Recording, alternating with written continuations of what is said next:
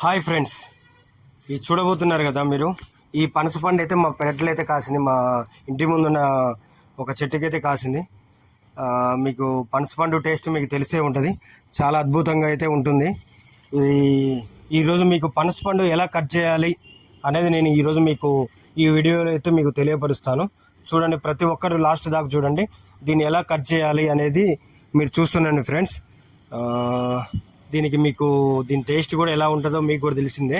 ఇది ఫస్ట్ అయితే మనం కట్ చేసేటప్పుడు అయితే కింద అయితే ఒక బాటంలో ఒక పట్టా తీగ అయితే మనం పెట్టుకోవాలి. ఎందుకంటే దీన్ని కట్ చేసేటప్పుడు అయితే జిగురు టైప్ అయితే బయటకు వస్తుంది. ఇది అటు ఇటు మధ్యలో కట్ చేసిన తర్వాత ఇట్లా ఓపెన్ చేస్తే ఇలా ఇలా ఇలా ఓపెన్ అవుతుంది.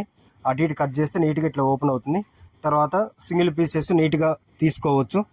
ఇది తీయటం చాలా సింపుల్గా ఉంటుంది. ఇప్పుడు నేను చేసింది అయితే ఒక కాయ అయితే ఓపెన్ చేశాను. చూశారు కదా మీరు ఎన్ని పీసులు వచ్చినాయో ఒక కాయలో అయితే. ఇది చాలా సింపుల్ ప్రాసెస్. మీరు దీని గురించి ఏదో ఇబ్బంది పడాల్సిన అవసరం లేదు, కంగారు పడాల్సిన అవసరం లేదు. నిదానంగా అయితే ఓపెన్ చేయొచ్చు. చాలా సింపుల్. ఇది తీసేటప్పుడు అయితే ఖచ్చితంగా చేతికి కానీ కత్తికి కానీ ఖచ్చితంగా ఆయిల్ అయితే పూసుకొని దీన్ని టచ్ చేయాలి మనం. Okay, thank you so much.